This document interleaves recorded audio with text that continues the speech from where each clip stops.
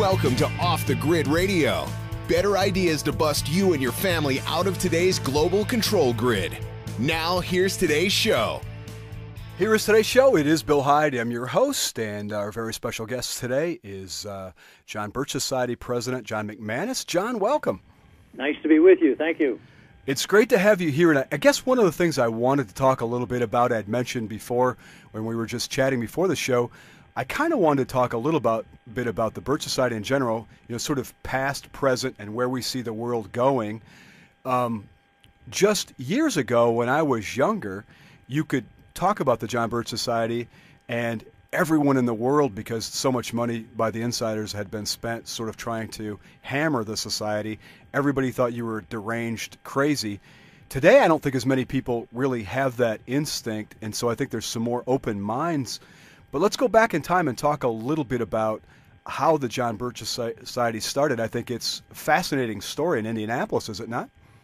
Correct. It was started at a meeting in Indianapolis that Robert Welch spoke to 11 men for 17 hours over 2 days. The transcript of what he said on that occasion became the Blue Book of the John Birch Society. But to know when the society founded, you have to go back to find out why Robert Welch did what he did and who John Birch was and all of that. So maybe that's something we can get into if that's what you want. Sure. I think you should talk a little bit about who John Birch was, because people just hear that name and there's no connectivity. Nobody knows who he was or what he was doing and why Mr. Welch picked up on him. Well, first of all, I should tell you that I don't know how many times I've been on radio shows, even television shows, when I was asked, when did John Birch start the John Birch Society? Sure. Of course, that's not so. John Birch was a young Christian missionary who went to China in 1940. And when the war broke out after Pearl Harbor in December of 1941, he eventually volunteered for service with the U.S. forces in China.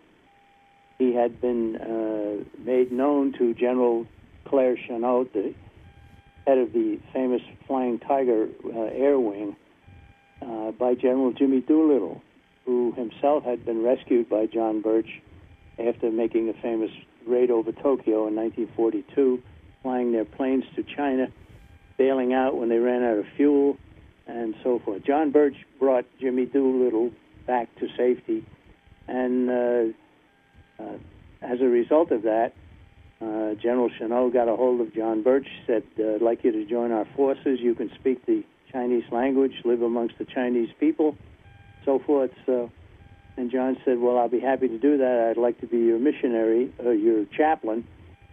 And Chennault said, I don't need a chaplain. I already have one. I need you as an intelligence operative. So John became a lieutenant, United States Army Air Corps.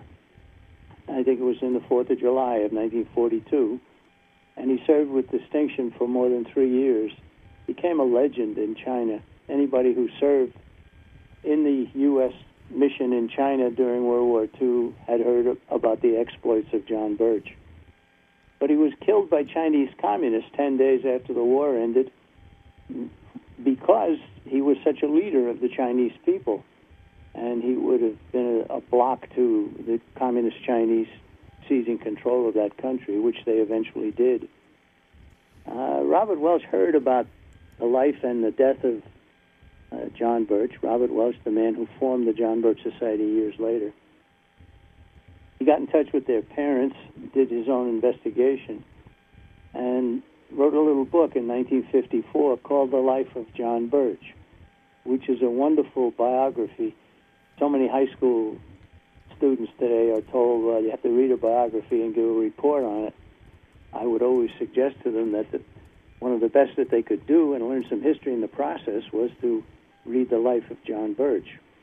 Well, anyhow, Robert Welch was quite concerned about the drift of our country into socialism and pro-communism, totalitarianism, that he decided to form an organization to alert the American people and to preserve the American dream.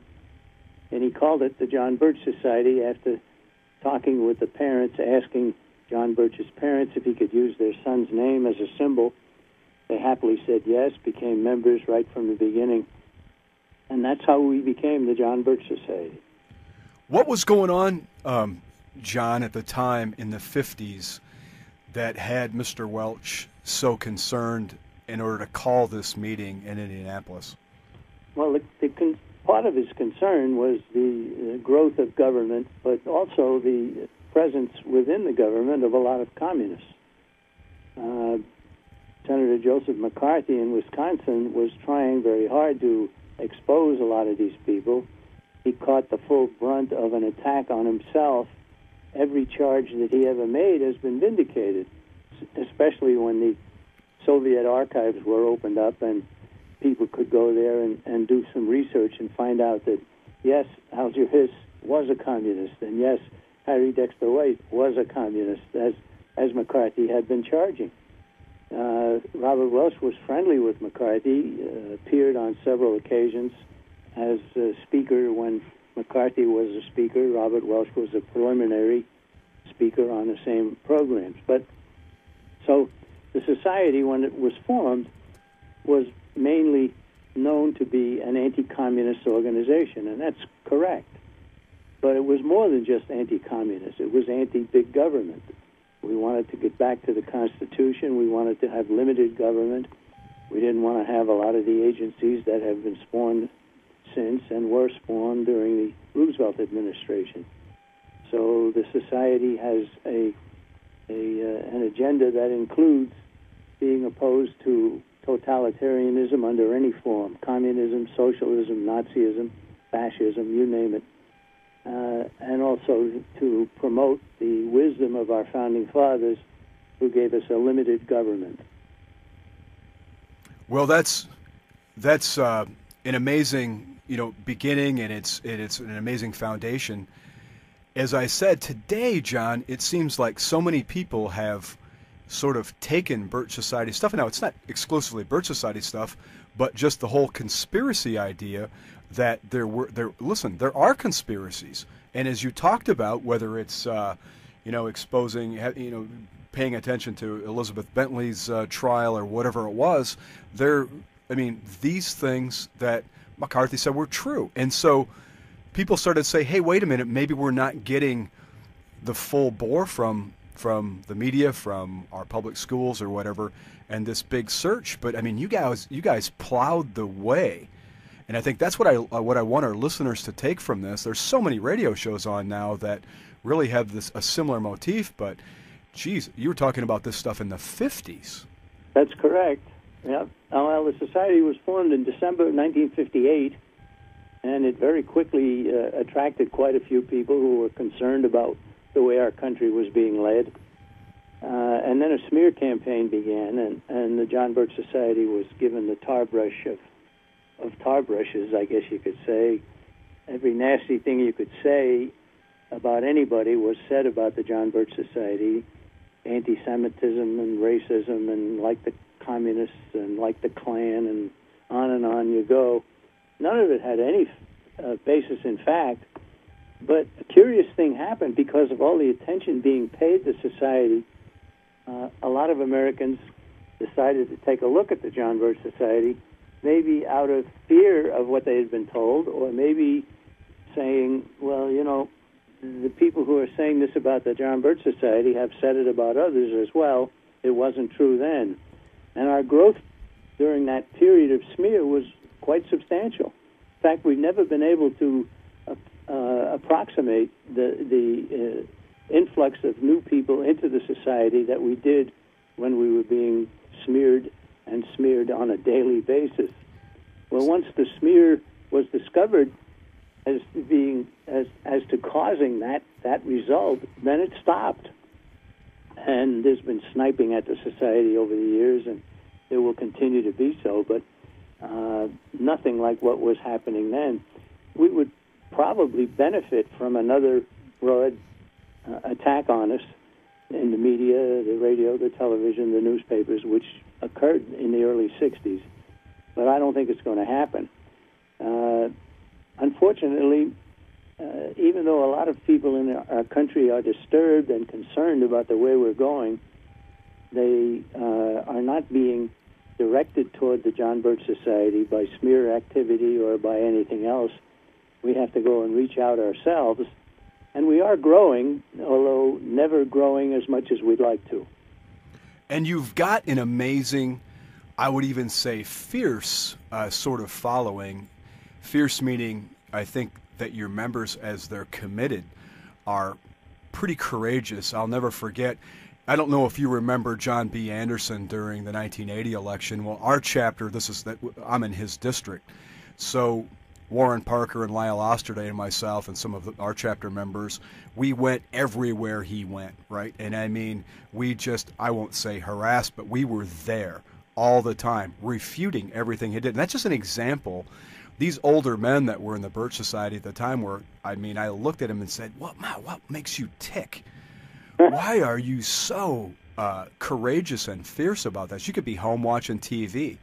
Well, that's what I found in the Birch Society, is just a bunch of dedicated, and I've never found a better bunch of human beings as a group. And you probably concur, don't you? I mean, it's a little bit in your favor to say, yeah, that's true, but really, all kidding aside, don't you really have one of the finest groups of people in the world? Oh, I agree. I agree very, very emphatically. A determined group of people determined to preserve the American dream, get government back under its restrictions, and so forth. And these are people who are not 100% every hour of every day working on Birch Society activities. They're people who have raised good families and people who know how to have fun in addition to all of the work that needs to be done. The John Birch Society is not a bunch of robots or automatons in any way.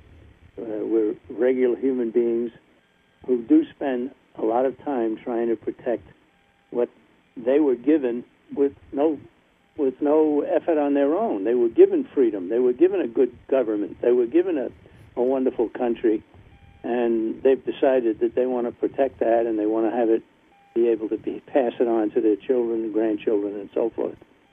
Yeah, that's exactly what there's such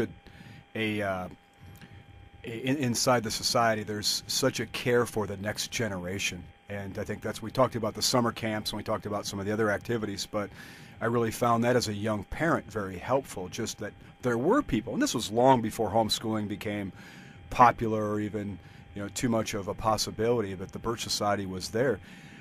Let's fast forward a little bit. Here we find ourselves in the age of Barack Obama. And how do you kind of see, we used to call it in the old days when Gary Allen was alive, CFR Team A and CFR Team B, and I think there's still a sense in which that's the case. How do you see things today? How did this election play out from your perspective? Well, I have to say that it was a choice of CFR-A and CFR-B again, even though Mr. Obama and Mr. Romney, neither one of them is a member of the CFR, Council on Foreign Relations. But they were surrounded by people who were. And the Wall Street Journal published 20 advisors to Mitt Romney, and 11 of them were members of the Council on Foreign Relations, led by Henry Kissinger, by the way. It's quite a revelation to anybody if you understood who Henry Kissinger was and what he spent his life doing. But our attitude is we're not going to steal the presidency. That the way we take our country back is through the House of Representatives. And why we say that is because the Constitution says, Article 1, Section 7, all bills for raising revenue shall originate in the House. So the House of Representatives won't originate a bill to fund the United Nations or foreign aid or the Department of Education, Housing, Energy, on and on you go. All these things which we should never have been involved in and should stop doing, then that's it. The power of the purse belongs in the House, and the House can stop the juggernaut that's taking us into the New World Order. And we're glad to say that a lot of progress has been made in that regard, although still not enough. We were hoping for more of an influx of right-thinking people into the House of Representatives in the 2012 elections. There were some, but not enough. We've still got some work ahead of us, and members of the society, read the results of the election in 2012 and say, okay, we've still got more work to do, and get back doing it. Yeah, there's a lot of work to do, and sometimes, do you remember in 1980, one of the things that I think really sort of at least crippled our little area where we were working, our chapter, was when Reagan came in. It's funny what things do. Reagan came in, and everybody thought it was over. And, of course, Reagan really, well, a great rhetorician, probably had a few things going on under the surface as well. But it's amazing how people go back to sleep, wake up. I would think with Barack Obama being reelected, it would be an opportune time as we move into this next stage of perhaps tyranny or higher taxes, or a combination of all those things, that would be, the ground would be fertile for opening people's minds and eyes. Oh, well, yes. Well, I don't know what the numbers were, but tens of millions of people voted against Barack Obama, and he was reelected. He was reelected because of all of the people who were on welfare, and the black people were voting for him because he's black, and the Hispanics voting for him because he's got goodies for them, and the government workers don't want to see their positions abolished, which should happen, and so on. And I was telling people for the past 2 years, don't expect to steal the presidency. You got too much against you. Work on getting yourself a decent member of the House of Representatives to start, a senator, if you can find somebody to vote for. And I guess the folks there in Texas went ahead and they put somebody in the Senate that's probably going to be very, very helpful. So we're glad about that. And there were some gains in this recent election, although not as many as I would hope. What's also true is that the gains for the good guys, the gains for the people who want less government and who want our country to mind its own business and stop being the policeman of the world, gains for those views are made much more in a non-presidential year when about one-third fewer people vote. You get a presidential race, you get a tremendous turnout at the polls, although it wasn't as many as what had been expected. But in a non-presidential year, when every member of the House of Representatives and one-third of the senators have to be up for re-election, then you could see a lot more progress. So we look forward now to 2014 and more progress towards getting the government back under what Thomas Jefferson referred to as the chains of the Constitution. You bet. I've always been sort of a fan of the Birch Society slogan, less government, more responsibility, and with God's help, a better world. I can't think of a better slogan, John, than that. I'm curious, how did that slogan, what was the origin of it? Well, it originated with Robert Welch. When he first started the John Birch Society, he actually proposed that as a slogan. But it was only less government, more responsibility, and a better world. He was persuaded at one point to add, and with God's help, a better world. So he happily did that, and the slogan then became less government, more responsibility, and with God's help, a better world. I know one of the members of the council I got to know very, very well was a Catholic priest named Father Francis Fenton, and he took that slogan and he went on and gave a speech around the country. And the title of his speech was, If We Be Worthy. So less government, more responsibility, and with God's help, if we be worthy of his help, a better world would result. And I agree with that. Now, that never became part of the slogan of the John Birch Society, but the if we be worthy thought of Father Francis Fenton is something that was shared by Catholics, Protestants, and anybody else in the John Birch Society. You had to be worthy of asking God's help. It's not a case of sitting back and saying, God, we got a bad problem here. You come, please solve it. Not at all. Sure. No. Sure. I always admired that sort of his, and I like his writing, where he's a little bit sort of an Augustinian. He's always emphasizing, well, what does God require of us? where That's I think right. in many circles that seems to just be gone, but not in his writing. And so I'm glad you touched on that, because don't you think, like, I would watch Tea Party, and believe me, I'm all for Tea Party stuff, but I would think in my mind, I wonder, of all the people here at this Tea Party rally, how many of these people have their mothers or grandmothers in a nursing home that are being paid for by the state? And so here we go, less government, but how are we going to do that? More responsibility. In other words, there's always going to be the needy and the poor. There's always going to be something that needs to be done. But if we're going to say the government's not going to do that, John, then don't we have to say we're going to do it? Yes, yeah. That's part of being responsible. Right? The breakup of the family is something that's been very helpful to the New World Order advocates. They want that very much. Well, to get on to this subject, I've run into people who are Bible students and who are not doing a thing to help preserve our country. They're praying, they're trying to pray the problem away. And I always say, well, one of my favorite portions of Scripture is the wedding feast of Cana. I said, and they all know about that. They all know what happened there, that the family that was sponsoring the wedding, they ran out of wine, and so they came to Jesus and they asked if he could do something and help them. So now Jesus could have said, oh, well, you already have wine. I've just miraculously created a whole bunch of it somewhere, or a lot of it. But no, what happened? He told them to arrange the earthen jars, the big pots. He told them to fill them with water. He told them to do everything they could do up to the point that they could do no more. And then he changed the water to wine. But the point that I drive in is you got to do the preliminaries before you can ask for God's help. And a lot of those people say, well, I haven't been doing many of these preliminaries. I say, well, it's okay. It's a good time to start. Let's start doing the preliminaries, and then we ask God's help. So we pray as if everything depends on God, but we work as if everything depends on us, and we do them both at the same time. Yeah, I think that's brilliant. And, I sort of missed that less government, more responsibility, and with God's help, a better world in the Romney campaign.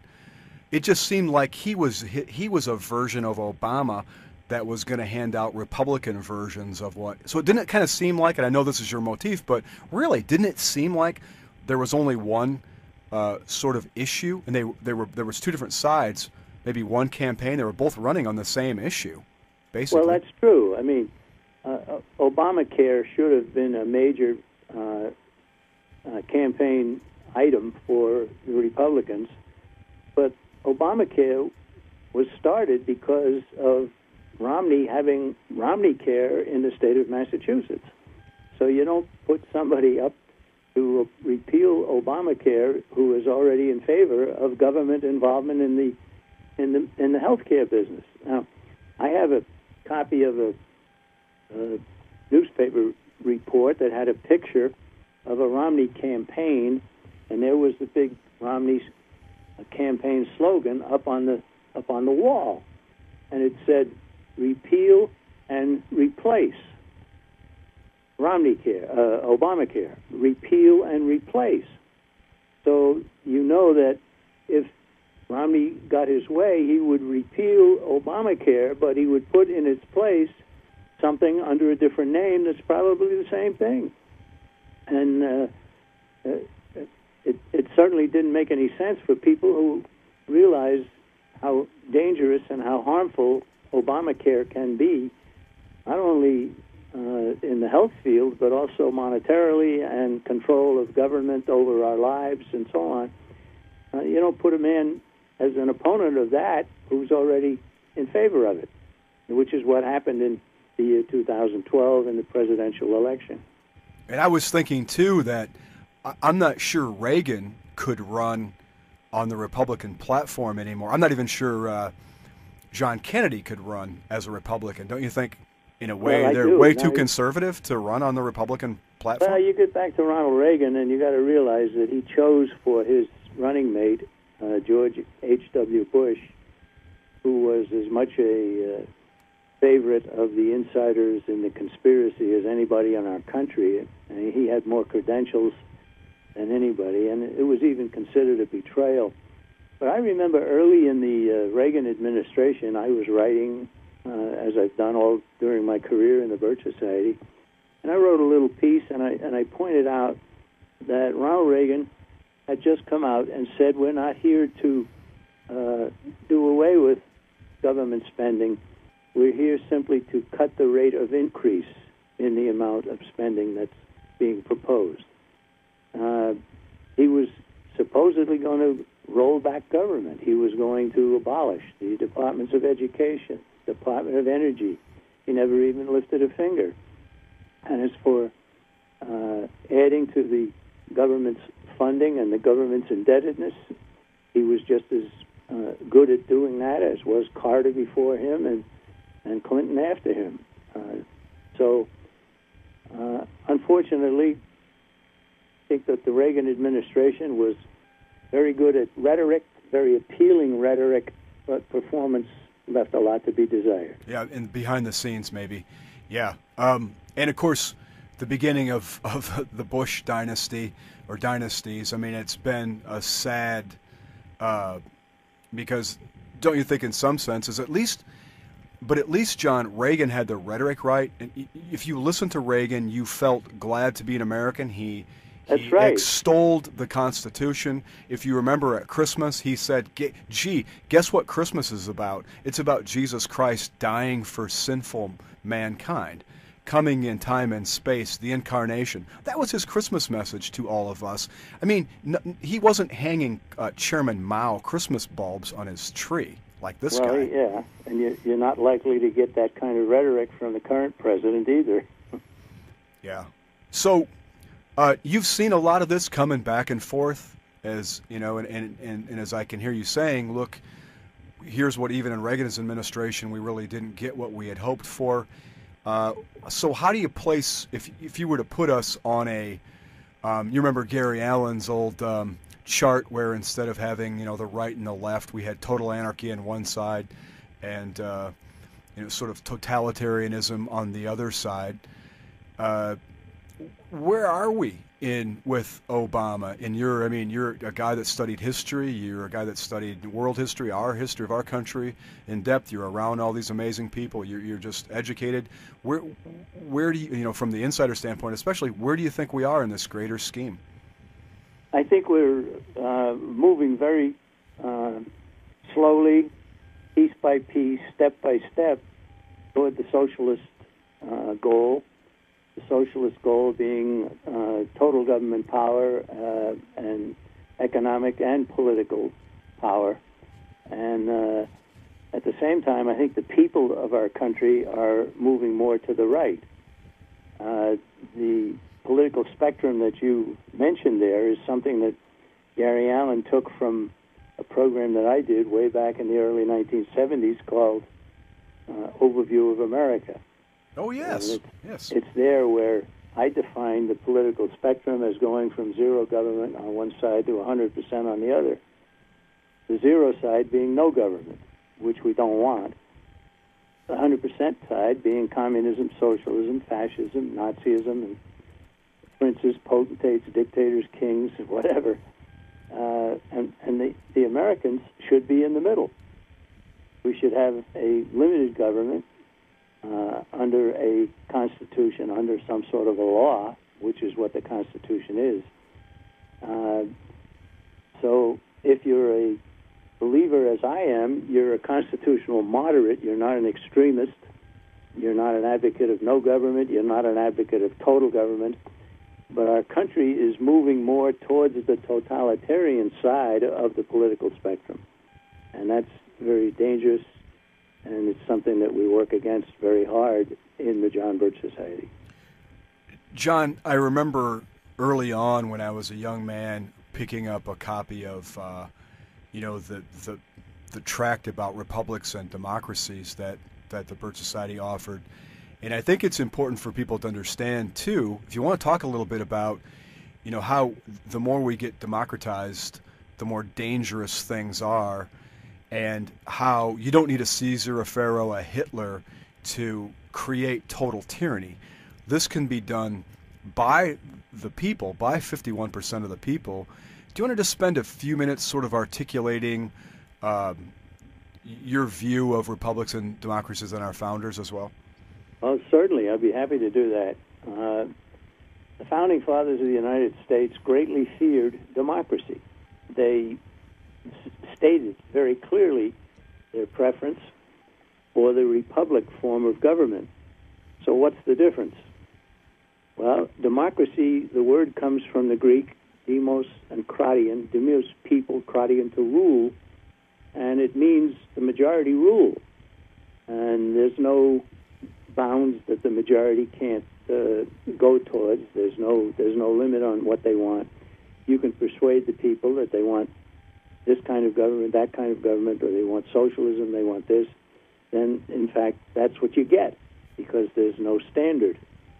The Founding Fathers feared that. James Madison, the father of the Constitution, he once said, democracies have ever been spectacles of turbulence and contention, have ever been found incompatible with the rights of free people, and in general are as short in their lives as they are violent in their deaths. And yet Americans are told over and over again, every day, that we are a democracy and that we've never been else but it. The reality is just the opposite. We're a republic. Where'd that come from? Republic is from the Latin, res publica, res thing, publica, public, the public thing, the law. And a true republic is one that starts off with a law that limits government to proper functions, mostly negative functions, and leaves the people alone.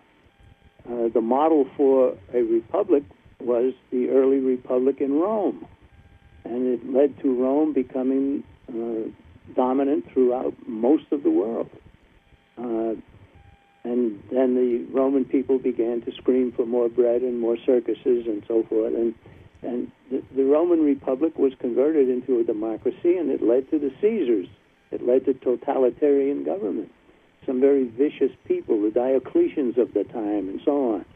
Same thing can happen here, and it is happening here. We are not a democracy. The John Birch Society slogan, this is a republic, not a democracy. Let's keep it that way. Now, Robert Welsh gave a famous speech on that subject shortly after the society had been formed. It was in Chicago, and I think it was about 1961. And he had some of the best people in our country, some of the most well-informed people, even members of the Birch Society. And he told them what a democracy was. He told them what a republic was. He told them the difference between them and how we were getting away from the republic and heading towards democracy, which leads to tyranny. And he blew them away. Even the best people in our country in 1961 had no idea of the difference between a republic and a democracy. So what we've done is we've reprinted his speech. I've done little things, little pamphlets on the subject. I have one now out, A Republic If You Can Keep It, which was a famous statement of Ben Franklin. Came outside the Constitutional Convention, 1787. A woman met him on the sidewalk and said, "Sir, what have you given us?" And he said, "A republic, ma'am, if you can keep it." And there's a lot of wisdom in that. So we started off that way, limited government. There were people that wanted this, they wanted that, they wanted something else. No, we can't do that. The chains of the Constitution forbid it. If you want it, get it done in your own state and so on. But the Constitution of the United States even requires that every state have a republic as its form of government. It says that in the Constitution. And the word democracy does not appear in the Constitution or in the constitutions of any of the 50 states in our country. So it's quite a lesson. We have a DVD out today called Overview of Our World. It's 29 minutes long, written and narrated by myself. And it's probably been viewed by as many as 7 to 10 million people in our country. Continues to simply open up the minds of a lot of people. I've seen young people who sat through 29 minutes of that and said, "That's not what they're teaching us in school." Oh, yeah. And I said, "Okay, you're correct. They're not teaching that in school. You got to be careful what else they might be trying to teach you." How can people get a hold of Overview of Our World?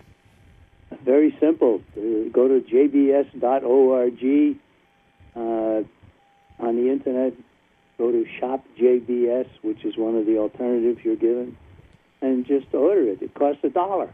And I always tell people, if you're going to pay $1, you got to pay a shipping charge, or I don't know, $3 or $3.50 or something like that.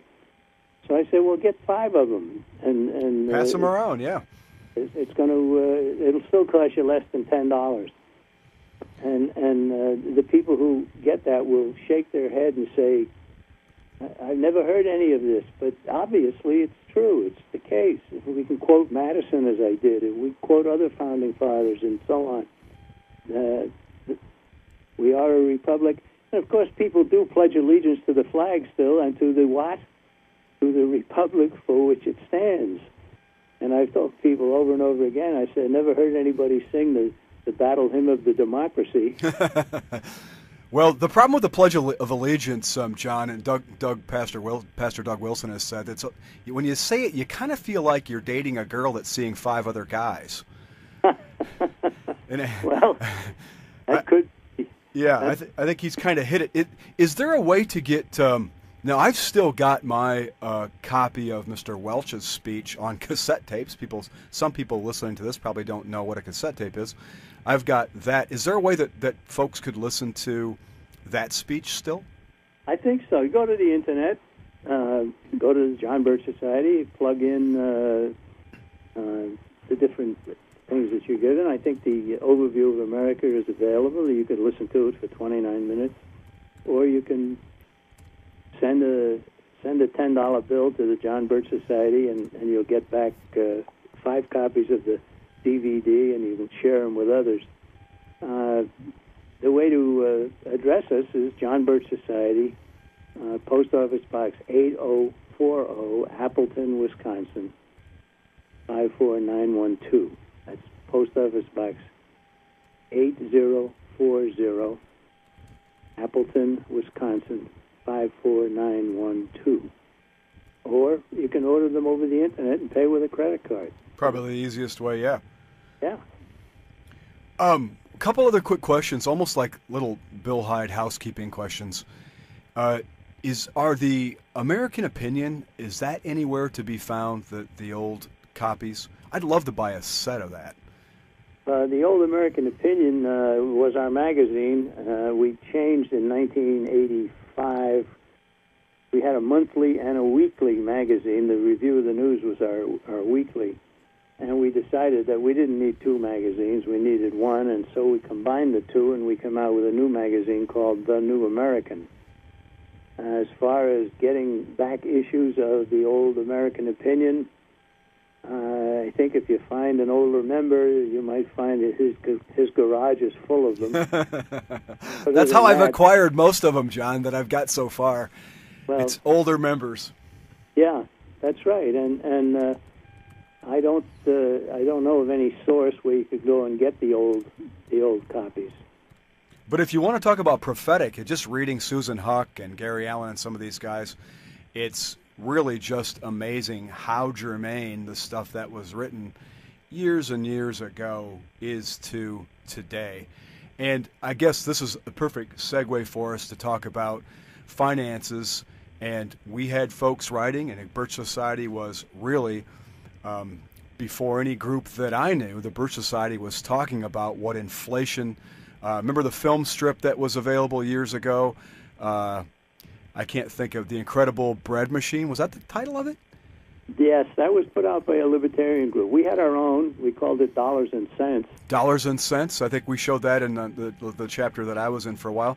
And just drawing attention to the fact that, not only from the constitutional standpoint, you can't do that, but also from the standpoint, the pragmatic standpoint, is you're going to destroy your country. You talked about bread and circuses before, sort of coin clipping. How can we make this all work? How can we spend the money and still have the money and so forth? So I think it's a good opportunity for us to segue into a little bit of what happens when you do to your currency what we're doing to our currency. And there's history here before. We don't have to, it's not like we're reinventing anything, John. This has been done and it's been tried before, and it always ends up in disaster. That's right. Sound money is the basis of a thriving nation. There are people who want to turn that around and say a thriving nation has sound money. No, the sound money comes first. The Constitution of the United States did not allow the federal government to issue money. Congress shall have power to coin money. Right? People take their precious metals to the mint, which they started in 1792, and have it stamped into coinage of a fixed size, weight, and purity. And that helped our country to take off, as you could say. Today we are the most heavily indebted nation in the history of mankind. They admit to $16 trillion, but if you add up all of the unfunded obligations that the federal government already has, Social Security, Medicare, Medicaid, Highway Trust Fund, all that money's been spent. There is no money. And if you add it all up, you're well over $100 trillion, an incomprehensible amount of money. And so what we are seeing is that in order to cover expenses, the federal government is simply, with its partner, the Federal Reserve, printing money. And the printed money takes on value by robbing a little bit of the value of everybody else's money. That's what inflation is. And if you can remember buying 5 gallons of gasoline for your car for $1, now you're paying $3.50 for 1 gallon, you would say, boy, the price of gasoline has really gone up. No. What has happened is the value of the dollar has really gone down. Yes. And what can it lead to? Well, it can lead to chaos, economic chaos, and there are already people suggesting that what we're really going to have is United Nations issued currency, special drawing rights, the world, some UN agency issuing the world's money. If you have that happen, you've lost your sovereignty. The United Nations will be totally in control. So I've often said that the most serious threat facing our country is not this program or that program or whatever. It's the destruction of the dollar. The dollar that when the Federal Reserve started in 1913 was worth 100 cents is now worth less than 2 cents. And it continues to decline. What should be done in order to stop that? Well, stop deficit spending, start paying off the national debt. Well, how are you going to stop deficit spending? You're going to get rid of agencies of the federal government that are not authorized by the Constitution. You're going to get rid of the Department of Education, Energy, Housing, Welfare, the government, government medicine, and so forth. You're going to get rid of undeclared wars. You're going to get rid of foreign aid. I always like to say, I do this in speeches that I give, almost without in any subject. I'll finally get around to it. And I say, I talked to a fourth grader recently, and I asked the fourth grader, if you're heavily in debt, should you give away money like our foreign aid program? And the fourth grader will look at me quizzically like I'm nuts and say, of course not. You shouldn't give away money if you're heavily in debt. And I always say at that point, how would you like to run for Congress? I think a fourth grader mentality would be very, very good in Congress. Yeah, that's for sure, because at that level, it just makes so much sense, and you don't have all these pressures for bread and circuses, and it's easy for someone to understand that the laws of gravity or whatever laws that exist in the universe can't be, they can't be messed with for long. You can kind of mess around with them for a while. I was thinking about the Weimar Republic as you were talking, and here's some guys that messed with this whole thing. And the tragedy is, you don't just get a hyperinflationary currency and the value of everything you own go to nothing. The tragedy is, on the heels, as you've been articulating so well, John, on the heels of this destruction comes Hitler. Because you're going to want a strong, people are going to say, is there a strong man? Can he put this whole, this Humpty Dumpty back together again? Because it's broke. And Absolutely. the temptation is just for whoever has the best PowerPoint presentation, you're going to say, bring that guy in. I don't care how many Jews he kills, right? And that's a tragedy. He's got to have government power, right? Well, you talked about the Weimar Republic. Exactly the scenario we're describing as happening to America happened in the 1920s. At the end of World War I, the German people were required to pay reparations for the war. Well, they didn't have the money, so what did they do? They printed their money. They just kept printing and printing and printing. And you could get a whole bundle full of Reichsmarks, and you couldn't buy a loaf of bread with it. And finally, everything collapsed, and the people lost their homes and their businesses, and they were very, very saddened and angry. A fellow named Hitler came along and said, I can restore German pride. Give me power, and I will restore German pride. And so they did. And everybody knows the rest of that story. Inflation has always been used by aspiring tyrants. It was used by Diocletian. It was used by Hitler. It was used in France in the French Revolution. It was over and over again. History confirms that you give somebody the power to inflate the currency, and he will. And inflation is not rising prices.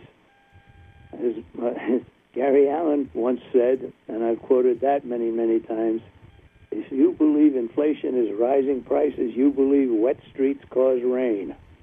That's exactly what it is, yes. Rising prices is the effect of inflation. Inflation is an increase in the quantity of currency that destroys its value, and consequently people raise their prices to get more of that currency for their goods and their services. And eventually, if you don't stop it, the currency becomes absolutely worth nothing.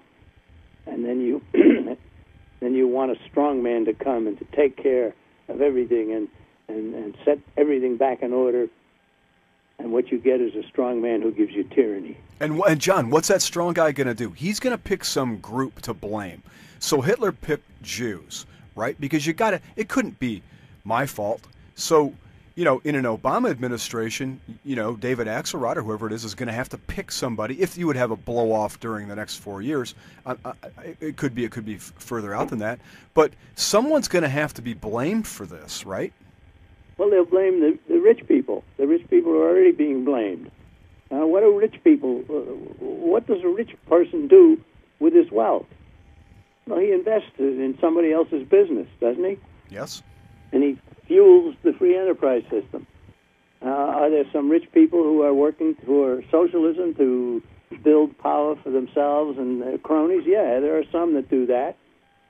But to be wealthy is not to be evil. It may mean that you've worked harder than others. It may mean that you've accumulated the ability to help others start businesses and so on. Imagine that people think that a wealthy person is just somebody who sits around and has his table full of stocks and bonds and coins and whatever else and just sits there and gloats. That's exactly what does not happen. Even some people that I know who are quite wealthy, they put their time and effort into building a business, invest in somebody else's business. Which creates jobs. Which creates jobs, which keeps our country free and independent and so on. So there's the scapegoat there. The scapegoat isn't going to be Jews. It's going to be wealthy people. Maybe some of them will be Jews. Maybe some of them will be Catholics or Lutherans or whatever. I don't know. But there will be scapegoats if we go into tyranny, and you'll see that happen. Well, John, we're kind of running out of time. I want to give a little bit of a shameless plug for a great Christmas gift that you're involved with. First of all, before that, if you just want more information on the organization that John's been talking about, just go to jbs.org and start looking around. There's some great stuff. Again, our good friend Alex Jones talks about a lot of this stuff, but the Birch Society was doing these things before Alex was born, was talking about these things and producing books and sort of exposing the conspiracy, as it were, a long time ago. But my shameless plug for a great Christmas gift, John, is a gift to one of your friends or family. for the new American. And one of the things that I do personally is send this out to people that may not sort of, I don't like preaching to people the stuff all the time, but just members of my family.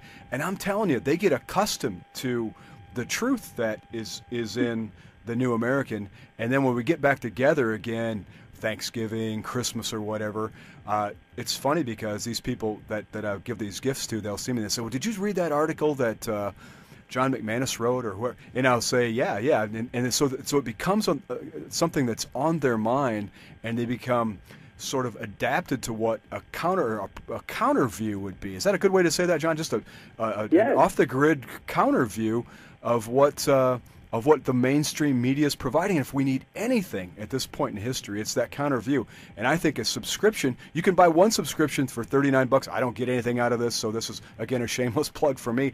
It has nothing to do with our organization, but it has everything to do with an organization that I think is extremely worthy. I think you can get additional ones for $29, and so we'll give 5 or 6, 7, 8, whatever, to as many people as we can think of that might enjoy reading it. So that's something to think about for Christmas that would have meaning, constitutional meaning. And just talking about some of the things that we've been talking about, John, what better gift could you give somebody than just, and it's going to give. A gift subscription to the New American Magazine would be something that, it's a gift that you continue to give it all throughout the year. It's not just one little thing that you get at Christmas, you open up the package, you throw away the wrapping, and then you have a gift. But if you give a gift of the New American Magazine, then the gift continues coming all during the year. All during the year. And it could cause a little domestic problems. One of the things that my wife does, and her grandpa was a chapter leader, so she probably learned this years ago.